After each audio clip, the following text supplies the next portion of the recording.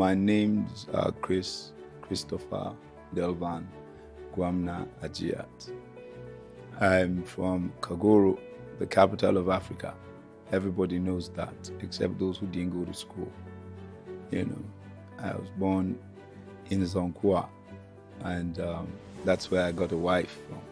So they gave birth to me there, and then I came back there to get a wife. It's my right, by birth. I started life and everything in Mina, and then continued in Zaria briefly before my parents shed off excess weight and took me to Kagoro to live with my grandmother and my grandfather. And so I went to school there, and then went off to Baptist High School in Jos. Then I went off to College of Arts and Science and Technology in Zaria, which later became Katsina College of Arts, Science and Technology, and then to the Ahmadu Bello University, yes. That basically, in brief, that's who I am. I come from the Ajiat family in Kukum, Daji in Kagoro.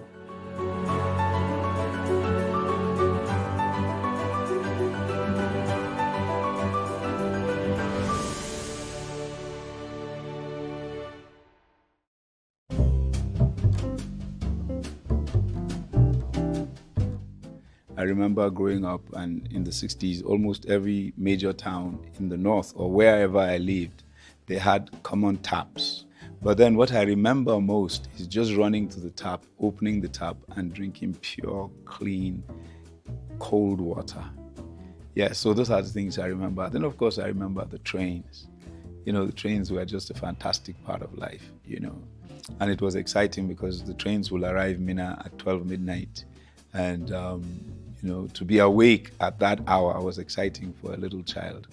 We slept and then we got up and we were excitedly waiting for the train. And you got on the train platform and there was hot yam. They would buy that. Your mom would buy you hot yam and hot akara, bean cakes, and all kinds of things. So it was exciting always traveling by train. You could have oranges in the night because you say you are thirsty. And then once we have had our fill, we start sleeping. I loved the movement of the train. It was a rocking movement. And I liked to decipher the music of the sound of the carriages as they went. They had a distinct rhythm to them. And from time to time, they would just scatter the rhythm.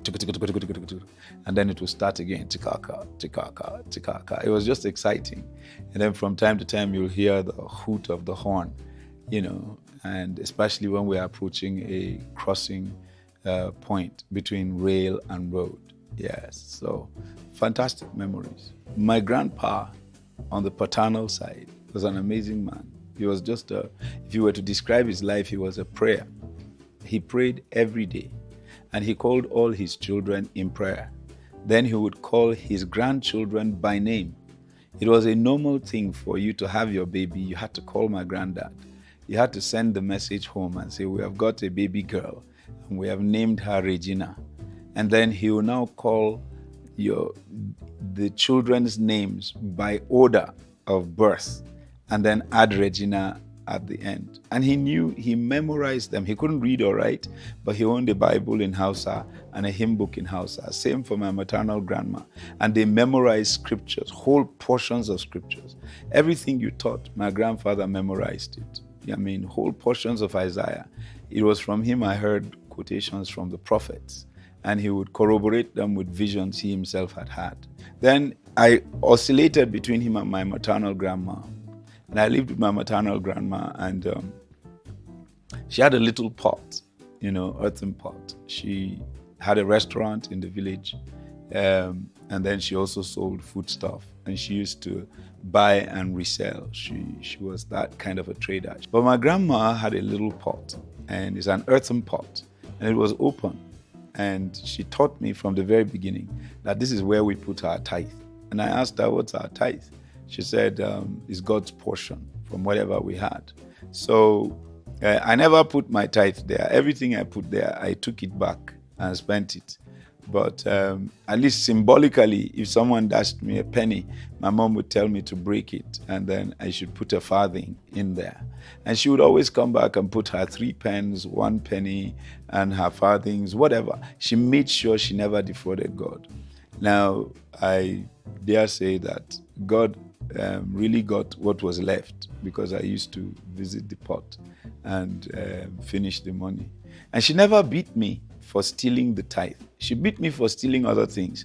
But this one, she would just tell me, no, don't take God's money. It's God's money.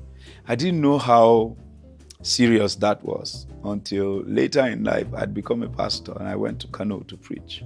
I was at Daula Hotel, and the meeting was fantastic and it was successful. But at the end of the meeting, a big minister, man of God from Kaduna, also came. He was just passing by and made it to the meeting at the closing. I had done the ministry and everything. Immediately they saw him. They forgot that I was the guest minister, and they began to take care of him. And he said he was on television and radio, and they decided they were going to take an offering for him. And I was relegated, and they just said to me, thank you for coming. God bless you. You said you are going home. I said yes. They didn't even give me transport money or anything. And I had borrowed like 300 naira from my wife to travel to Kano, believing that I would be well blessed and I would return. And they forgot to sell my cassettes.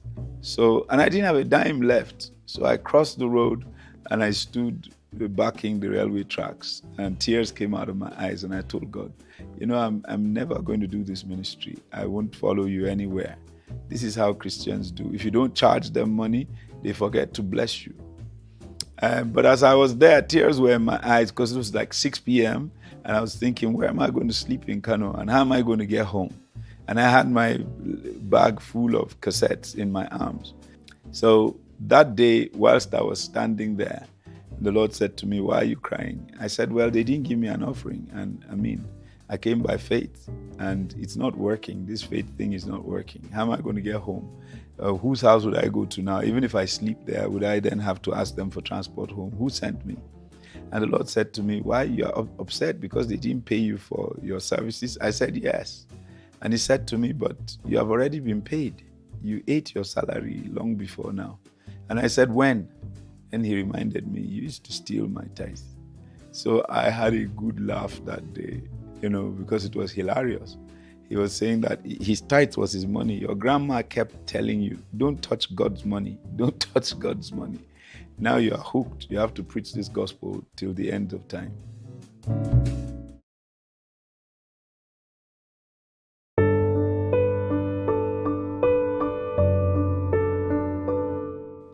Yeah, Babi High was a disaster for me. I think when I got to school, I found children of very wealthy people. I came to school with children who had started smoking from primary school, and children whose parents were permanent secretaries. So they were well-to-do. And so I got sucked into life, and I became a rebel. So regrettably, I should have been an excellent student in Baptist High. I wasn't. I was just an average student, but very, very stubborn, very, very deviant, very rebellious. And that began a season in my life, which followed me for some time till university, until the Lord Jesus arrested me. I was a failed story there, and recently the school was 50 years, and they invited me to be the speaker. And when I spoke, half of the school got saved that night, because I just shared my testimony, told them how I served punishment in constructing the basketball court as my punishment for 3 weeks away from class. And I told them it was a disaster. I was ashamed of it.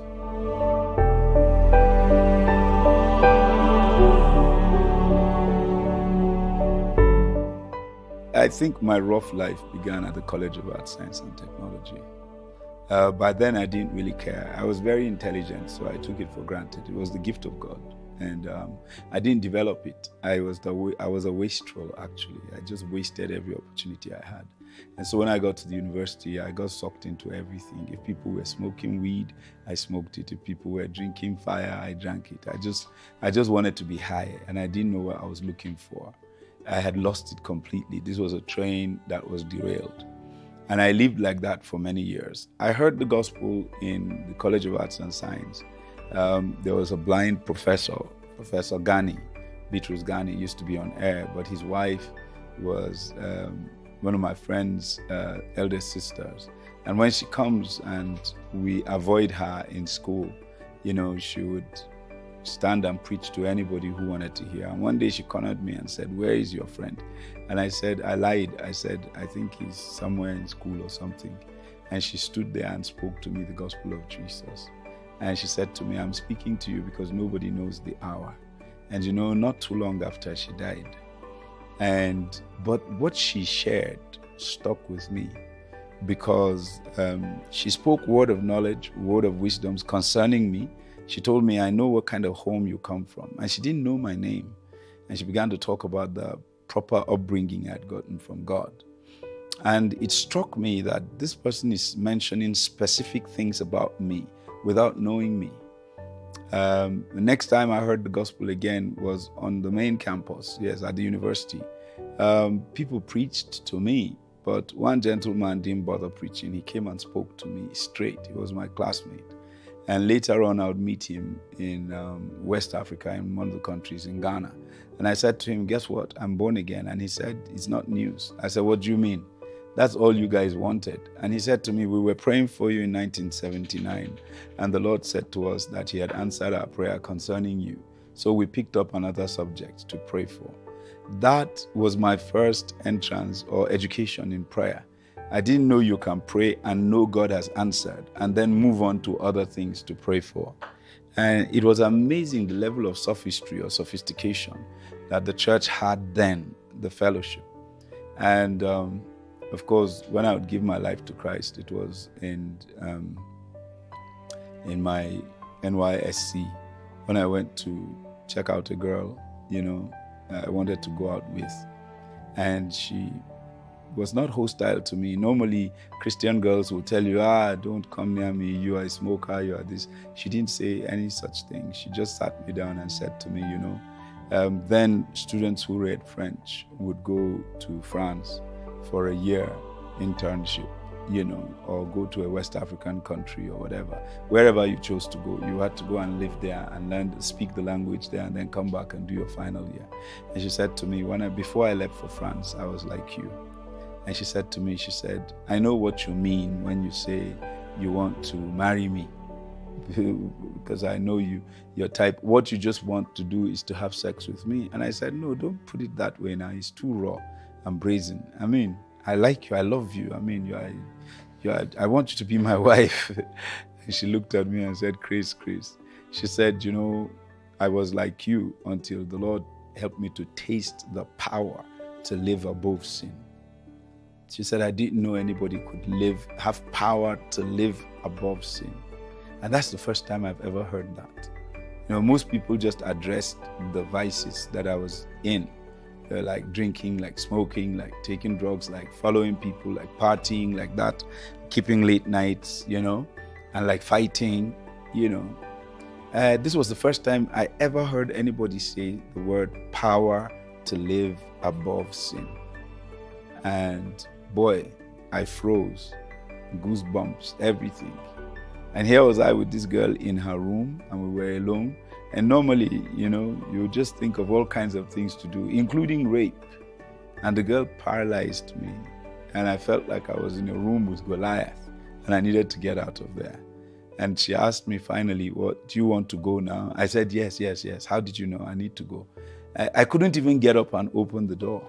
And those words followed me until I went to a Baptist church at the back of my house there in Ilorin, and I gave my life to Christ. I didn't even hear a message. I just walked to the front.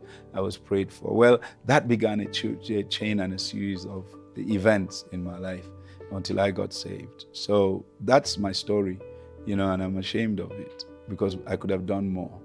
One of the things I kept asking God for when I gave my life to Christ was, I was like maybe 30. No, I was like 26 years old when I gave my life to Christ. And I've always regretted that I wasted the first 26, 27 years of my life without preaching the gospel of Jesus. So regularly when I meet young people now, what I tell them is, I wish I was your age, because then I know what I would have done for the kingdom of God. Because I did a lot for iniquity. I did a lot for the kingdom of darkness. I was an evangelist, a natural. I didn't just enjoy deviant behavior, but I encouraged many people to come into that behavior as well.